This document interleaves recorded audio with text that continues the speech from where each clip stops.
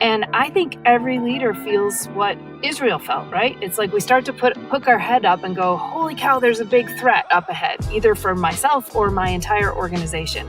And I got to get the strategies set. I've got to get people online with the vision. I've got to get more volunteers. The finances are a little upside down. And so we worry and we see all these threats and we start to self-solution. We start to say, all right, well, I can fix this. I can do that. And we don't really think that what we're doing in that moment is we're disconnecting from this God who is our source, right? You think that vine and the branches, we're thinking, oh, if I could just pull away from the vine for a little bit, I can get more done out at the end of the branch. Hey there, welcome to the Global Fringe, hosted by April Diaz. If you want to experience more of our complex, diverse world, lean into these stories. If you've ever found yourself on the fringe of culture, this is for you. Our hope is that in the next few minutes, you feel seen, emboldened, and compelled to more. Welcome in.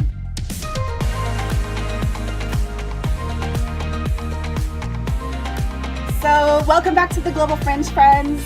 This series that we have been doing has been so fun, and the people that have been in this series have been the exact right people at the exact right time to talk about this process that I use in coaching all of the time of define, design, and do. So define what reality is right now, design where it is that you want to go, and then do the work, right? And it's never that simple or linear or A plus B equals C, but it gives us a map to set a course and to actually live the life that we have been given to its fullness. And the leaders from the fringe that have been contributing to this conversation have been phenomenal. So if you have not caught up on this season, please go back and listen to some episodes because it's been so rich of valuable wisdom and practical things of how do you define and design and do. And so this episode, we're wrapping up the design portion of this season of how do we design a life that we love, that is the fullness of who we've been created to be, that is in alignment with what it is that we're supposed to do in this world. And we're going to wrap up this part talking about how do you design your life in care for your soul. And I couldn't think of a better person to talk with us about this today than Mindy Caliguire. And so Mindy, thank you for saying yes to this. Oh, you're so welcome. I've been excited to join you. Love what you're doing on the fringe. It's a big idea. Thank you. So you guys need to hear a little bit about Mindy and why she is the perfect person for this. So you always tell this story. I love this story. It just feels oh gosh, it's just so beautiful.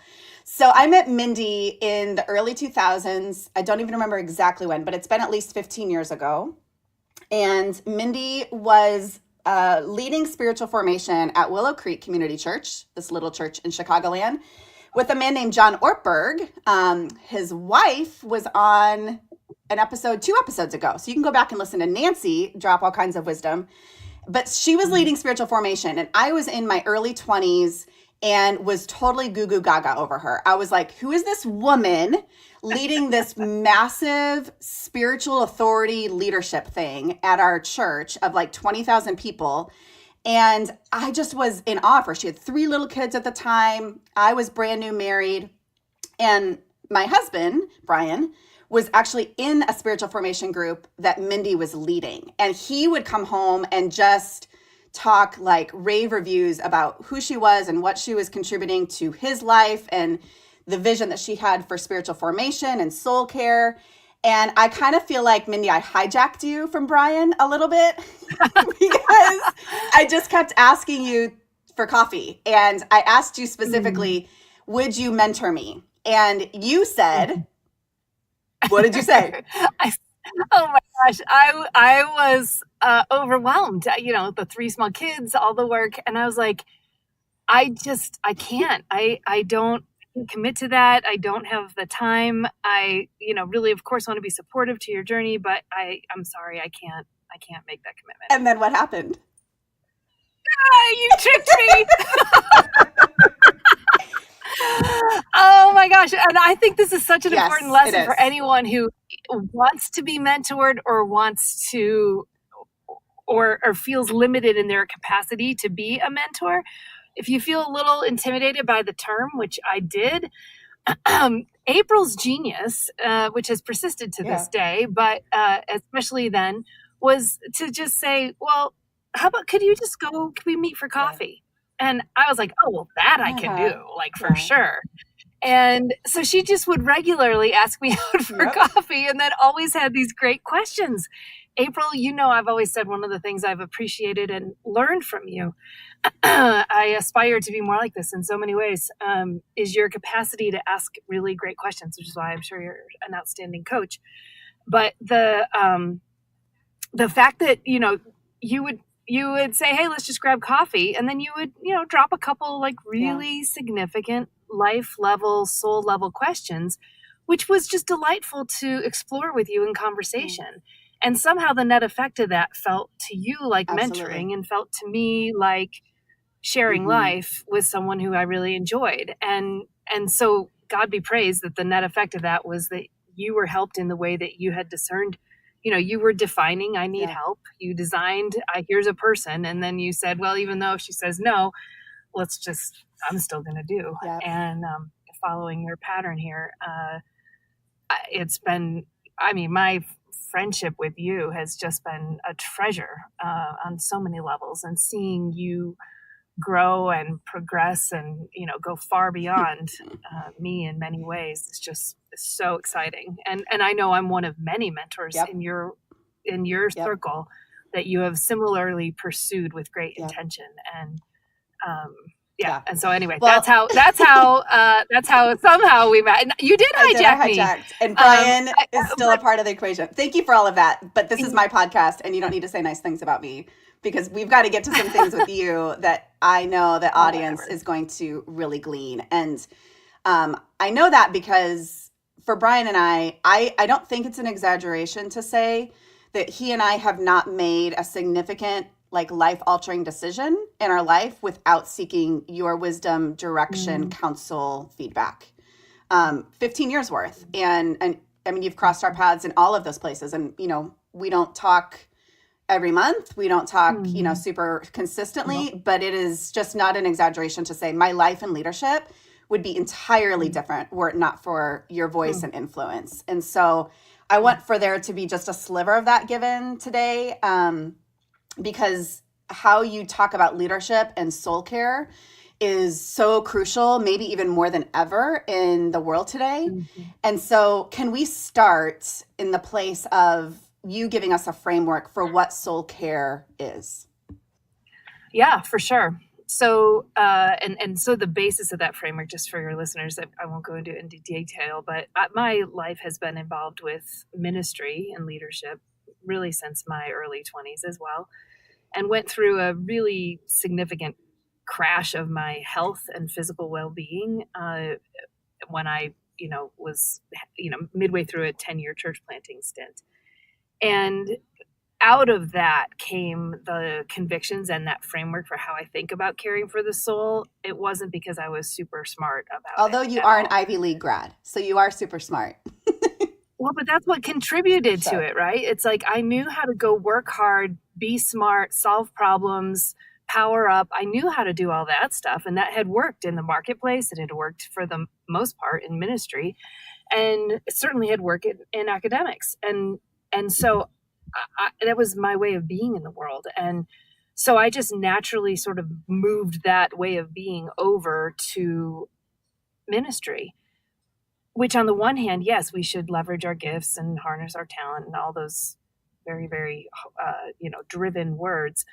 But what I had inadvertently neglected, I truly don't think I had knowingly jettisoned this whole area of my life, but I had truly not learned how to, and I had no imagination for how my leadership was essentially designed by God to flow out of a place of deep centeredness, groundedness, intimacy, such that it was really his life through mine that had the potential to impact people, not just a relatively intelligent, hardworking person at work in the world, but someone who was meaningfully connected to the living God at work in the world.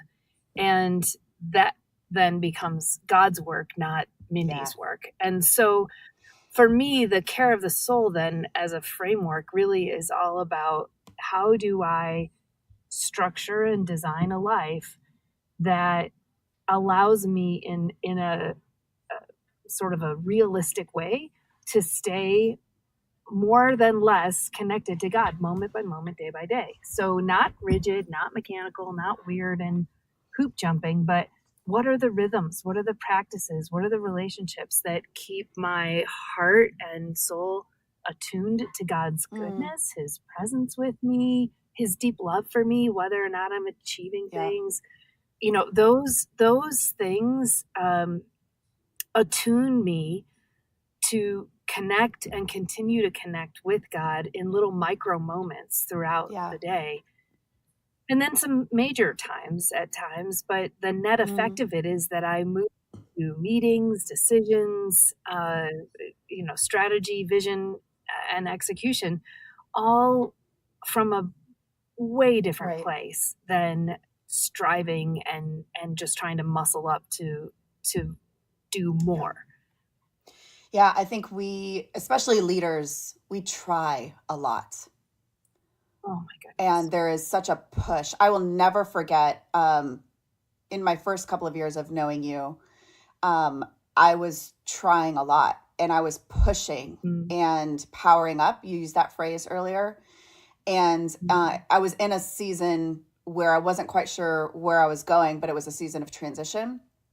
And I knew that I was supposed to leave one thing and go to another, but I wasn't clear on what that looked like. And so I just kept pushing and powering up. And I ended up having, I mean, you know this, you remember, 2 panic attacks in the span of like a month. And I never really struggled with anxiety before. That was really unfamiliar and uncommon for me, which was part of the warning sign of this is not normal. And you said to me a phrase that I've used 1,000 times since then. April, you have established a really strong Popeye arm. You try and power up and work and push so much, but your other arm is really emaciated, and that's the arm of self-care. And so if you want to go into that journey, let's go there. So can you talk about, first of all, the difference between soul care and self-care? I think there's a lot of conversation right now about self-care. So what's similar and what's different as we think about those two phrases? Yeah. I mean, at the bottom most level, they really could basically refer to the same thing, depending on how you define the soul. So for me, the soul, based on Dallas Willard's writings and study of scripture, et cetera, is really the thing that by God's design integrates all the different dimensions of your personhood, which could be yourself. So all the dimensions of your personhood are, your thoughts, your will, your feelings, your actual physical body, your relationships, the ways you relate. It's all the dimensions of what makes you, biblically understood, is the idea of your soul. So the truth of your very self could be thought of in that synonymous way, but I fear that people won't make that connection when we typically think of what we hear in the culture around us as self-care versus soul care. So I think generally, like culturally, we think self-care is I'm working out, I'm eating right, I use my essential oils from April. It's maybe the more physical feel-good things that are vitally important in how we care for that dimension of ourself. So I don't think one is good or bad. They're just, if we were to tease them apart in any way, I think self-care is generally thought of in that way. Although maybe some people define it more broadly. But when I think of soul care, I do start to look at how do the things I'm intentional about, so the moment when I'm caring, like doing something about it, how are they redirecting my openness back to God's presence with me? And there are physical dimensions to that. There are relational dimensions to that. But when I think of soul care, I usually am pressing in even further beyond the broader realm of self-care into the domain of where where is my self with reference to God's self, and how am I drawing near or paying attention or listening? So that's how I would kind of say they're similar That's and really different. good. Okay, you work with leaders every day. I work with leaders every day. And there are some consistencies in what's so needed from leadership today, and what the kind of glaring issues are. And so I'm wondering if you can talk to us, kind of hearkening back to the beginning of the conversation, around like rhythms and practices and patterns and things that are done in order to care for the soul well. What, first of all, tell us the problem and then give us some hope. Yeah, I don't think it's a terribly new problem. And I think the root of it, if I could be so sort of unilateral in saying so, is self-reliance. Okay. And so that is not a new idea. And one of my favorite passages is coming to mind when you're describing the Popeye arm versus the other, is in Isaiah. I think it's chapter 30 and verses 15, where, God is speaking to Israel, and he says this thing. We often just quote this tiny verse, but I'll blow out where the context is. He says, in repentance and rest is your salvation, and in quietness and trust is your strength, but you would have none of it. And it goes on to talk about how Israel's running around frantically trying to secure their well-being, secure their success, secure their nation state, right? So they're going to make alliances with Egypt and Assyria and everybody else, and God is aching for them to actually just rest in him, trust in his goodness. And I think every leader feels what Israel felt, right? It's like we start to hook our head up and go, holy cow, there's a big threat up ahead, either for myself or my entire organization.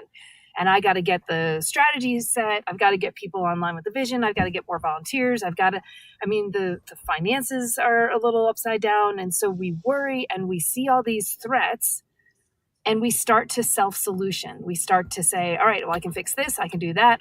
And we don't really think that what we're doing in that moment is we're disconnecting from this God who is our source, right? You think of that vine and the branches, we're thinking, oh, if I could just like pull away from the vine for a little bit, I can get more done out at the end of the branch, right? And so we just kind of do that math enough times, and then we forget what it ever was like when God's goodness and love and truth and imagination and creative solutions were flowing. And so I think it's a problem of self-reliance, where we feel the weight of the world given the responsibilities we bear, or and we start solutioning and running towards fixes. And they might be a right fix. They might be a terrible fix. We don't know, but we've lost our capacity to discern. We've lost the sense that, like, if I fail, am I going to be okay? We lose the very, very basic and wonderful invitation that God brought us into in the very first place, which is how we got in ministry in the first place, was that we were deeply loved, fully known, fully accepted. And we run around without any sense of feeling loved, known, or accepted. So anyway, that's the problem as I see it, is we don't only disconnect for the sake of the work we feel called to, but we lose awareness of it. One friend of mine used to say that we forget about God, and then we forget that we forgot. Oh my gosh. Right? That's a problem. Yeah. Right. And so when we do that, we forget who we are. We forget what we're really called to. We lose some of the most basic and fundamental things to who we are, to what we're called to, and to what life with God is meant to be. So I think that's the problem. And I am still that problem. I know, right? I'm listening, and we had a little pre-conversation, and I used the word overwhelmed twice as I was describing how I'm doing, and that's exactly what it is. And I think that will always be the condition for leaders, right? Because leaders are consistently going, what new ground can be taken? What problems can be solved? How can we make the world better? How do we, live into this vision that we've been given and has captured our lives? And so that will always be the tendency, is to run down that pathway, and we will forget, and then we forget that we forget. So like pull us back onto the path, pull us back onto like the better way. Like, where do we go? How do we design a life that is not frantic and crazy and overwhelmed and distracted and forgetful? How do we design something that's better? Yeah, there's a great quote from a philosopher. My husband is the one who first found this, and I think his name was Santiago. He might have been from Spain or something, but I could have the detail wrong. So now we're going to have to edit this out of your lovely podcast. But the quote is that the unexamined life is not worth living. Socrates. And Socrates, was that who it was? I think it's been attributed to him. Yes. All right. Well, this is so much for a Cornell education. So I was a biology person. Let me just say that. Nonetheless, you know, that truth has just been resonating and you know, reverberating even as we've been talking. It's like one of the first steps leaders, I think, can do and must do is just pause long enough to go, wait, what am I doing? What am I feeling? Where is God right now? And where am I? And take some time for, you know, the ancients would have called it a practice of examen. And there's lots of cool ways you can do it. For me, pulling out a journal and just starting to say, all right, this is what's true of me right now. Whether I like it or not, this is what's true. I have felt driven. I am, you know, oh gosh, 2 or 3 days ago, I woke up and it was like an unfiltered rage fest in my head against myself. I mean, this is at like 5 o'clock in the morning, and every single condemning, you know, mean-spirited condemnation was hanging out between my ears. And I had to make that coffee, sit in my chair, write those things down and confront them, and then just sit in silence, in silent prayer, and just say, God, I need to let go of my words. I need to let go of all of this stuff and just allow you to come into this deepest part as best I can of my being. And would you just be with me? I know that voice isn't yours. There were decades where I would have thought that was God's voice. And now I at least know that that's not the case. But doing that battle as a leader, that there is a voice that is not God's voice, that is going to want to draw you away and apart from God's presence. And it might happen through words that sound a lot like what you're actually called to by God. And the enemy will absolutely use your actual calling to fire you up, make you feel shame and guilt for everything you haven't done or didn't do perfectly, or what other next million people need to be reached. And none of it's necessarily wrong. It is a colossal temptation to pull you out of connection with God and into striving. And when it comes cloaked with what you know to be your calling, your deepest sense of calling, that's where it's most difficult for a leader to refuse it.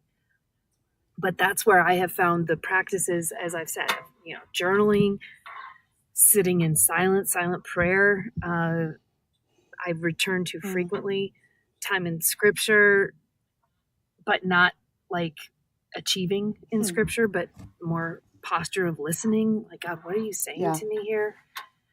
And also relationships. I think for me, telling people what's banging around in my head and opening up to times of more inviting people into my discernment has been a huge practice that has helped me as a leader stay the course, and that I think is helping a lot of leaders. And sometimes those people are professionals, right? They're spiritual directors, they're life coaches, they are therapists, you know, they have a formal role in our life. And I think you know this, April, we've been exploring more with Soul Care about how to open up a network of access to spiritual directors who are qualified and able to work with leaders, because I don't think every I mean, I'd like to think all spiritual directors are trained and able to do that, but sometimes leaders need somebody who kind of gets their crazy and their language. And that's, anyway, so we're working on that. But I also believe that in addition to the more professionals, that when we enter into relationships, friendships, intentionally in that regard, we can really be that for each other in good measure. But one of the lonely things about leadership is sometimes you run out, you end up with a really short list of people who you can actually trust to hold you and hold your story. And in that case, or hold your crazy, hold your overwhelm. And I think in that case, that's where some of those more sort of hiring somebody to walk with you in that way is brilliant. Yes, I agree. I mean, I'll punctuate that by just saying, I tell leaders all the time that if you're going to design a life that you love and not hate, if you're going to be the fullness of who you've been created to be and not a shell of yourself, if you're going to live awake and not asleep, I absolutely think you need a therapist, you need a spiritual director, and you need a coach. You need trained people in all three of those dimensions to help you work through your past, your present, and your future. And they need to be trained, not just people who are like, oh, I like talking about these things. Like people that you actually write a check to, you know, or people that you actually like invest something into that relationship.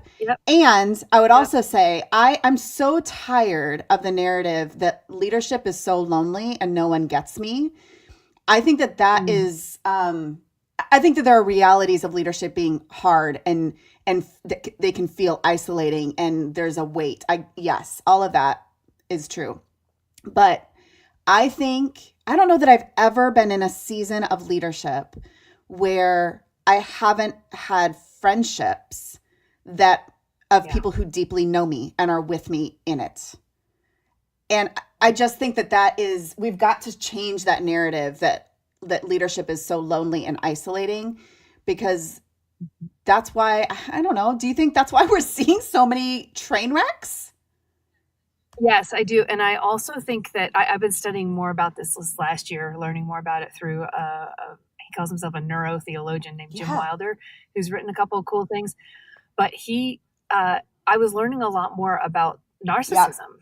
And, you know, that's sort of one of the fundamental beliefs in a narcissistic mental framework is that I'm so unique. I don't have, nobody can really, you know, understand this or be trusted with this or whatever. And the idea of being vulnerable with your stuff is not a welcome, it's not a capacity. And this guy, his research shows that narcissistic character trait shows up in the general population somewhere, I think between 4 and 6% of the people in our general population have that. And their path to healing, and we have to recognize they're victimized by that the same way we would have compassion for someone who has schizophrenia or some other personality disorder. Narcissism is a personality disorder and it's warrants compassion, but the path to healing is not to move people toward isolation, but actually to pull them into community. Anyway, in comparison to the general population, which has like 4 to 6%, he said, and I don't know what his data is based on, but something that was more official than me just saying it, but we could look it up. But it was, he said it's close to over 20%, between 20 and 25%. Of leaders. Yeah, of senior pastors. Yeah. Yep. And kind of like celebrities where you see that. I remember reading a book about the mirror effect, I think was what it was called. And the idea was that certain people are drawn to certain kinds of careers when they have this kind of brokenness in them. Anyway, the point for us today and your listeners, I think, is be very careful when you start to hear that little rhetoric in your head of, oh, I can't have friendships. I'm so unique. I can't, you know, it's like, call that into question when you hear that, because that is a temptation. I believe it's a lie. And vulnerability is a choice and is a risky one, but it is a choice that all of us can make. And I believe need to. Yep. Amen. Hallelujah. It's friendships have saved my soul. Absolutely. Yeah.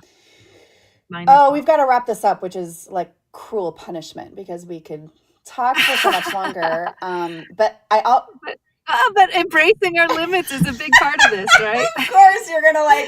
We've got to be content What do we got? with what Okay, so I comes. always wrap up these episodes in this season with 3 different questions that helped Love it. people to find a little bit of a map, to create their own map of how do they get from where they are to where they want to be in these areas of define where you're at, design where you want to go, and then do the work. And so here's the 3 questions. You need to answer them in like 60 seconds or less. Okay? Oh, Okay, go for it. This is the speed round. So in the define area, how do you give yourself a reality check? I have learned to pay attention to certain symptoms that tell me I'm a little out of whack. So for me, that inner churn, that drivenness tells me, oh, wait, there's another thing at play here. This isn't just all the things you're paying attention to from work. There's an additional layer that isn't of God. And that pulls me back, causes me to sit down with my journal or go for a walk and just talk with God about, all right, where am I actually at right now? So I think all of us have different things that become like that sort of signal symptom. It's like getting a headache or a fever or something. It's like, it's a very specific, I can feel this churn and I know to pay attention to it. I had somebody tell me recently, as I'm launching a new company and building Azer & Co., she said, pay attention to your RPMs. And that might be for you the symptom to pay attention to, because you can feel when it's like spinning at a speed that's not right. Okay, so design. What's a practice that you do intentionally so that you're really proactive with your life? Oh, man. Yeah. And I love all the different practices and ones I've probably never even invented or heard of yet and would love to learn more of. But for me, it's that silent prayer, anchoring from you, and I've talked about this, but Psalm 131 too, it says, I've stilled and quieted my soul like a weaned child on its parent's lap. And I think I was invited into that by a mentor of mine some 25 or more years ago now. And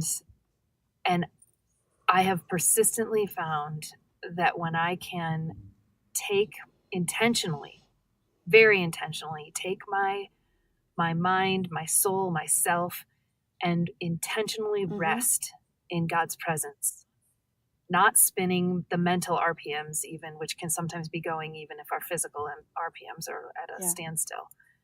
And so learning how to rest my soul in God's presence allows me to experience the fruit of that, which would take longer than the last 5 seconds to explain, but what is the Psalm or Isaiah 26 that God will keep in perfect peace. And it's the only time in the whole Old Testament that the phrase shalom, shalom is used. Perfect peace is a double shalom. It's like the shalom squared. God will keep in perfect peace those whose minds are steadfast because they trust in him. And that's not a Popeye arm moment to trust harder. It's a self-care, soul care arm to let yourself rest in God's presence and in his sufficiency.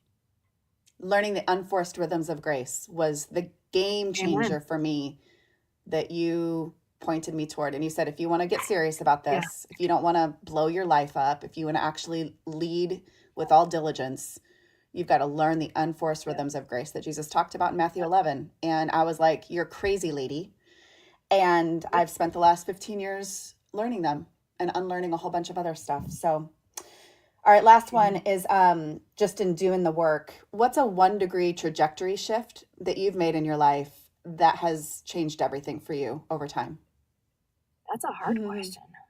1-degree. Just something small that you did that you didn't realize the impact of that decision, of that shift over time.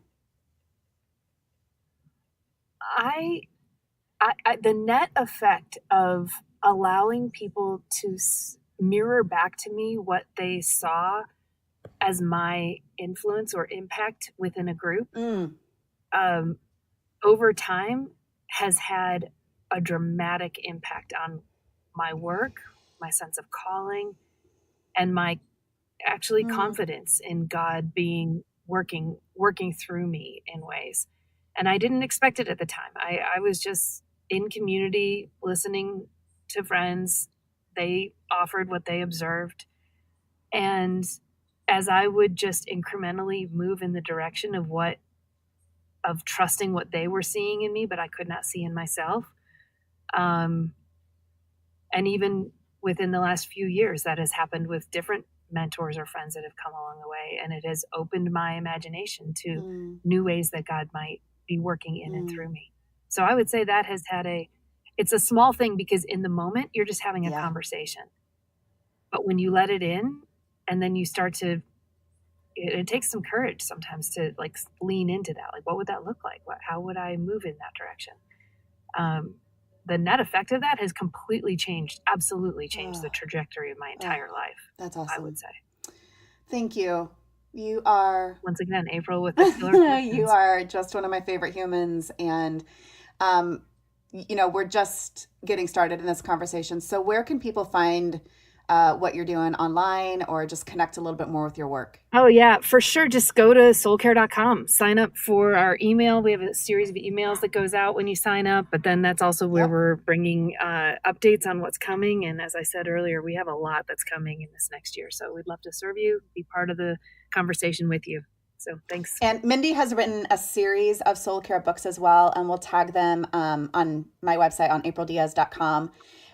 They are so wonderful, and they're great to do in community. So we'll post everything in the show notes for you all. But Mindy, I love you dearly, deeply, madly, and thank you for opening yourself up to this conversation today. Love you too, girl, and you're most welcome. It was delightful to be with you, as always. Hey friends, do you love podcasts like the one you just listened to? Have you ever dreamed about having your own? Well, my name is Michael, and I work for Truthwork Media. We believe that everyone has a story, and every story deserves a podcast. Let us help you get started. Look us up at www.truthworkmedia.com, fill out our questionnaire, and I'll schedule a time to talk. It's really that easy. Truthwork Media. Everyone has a story. Yours needs a podcast.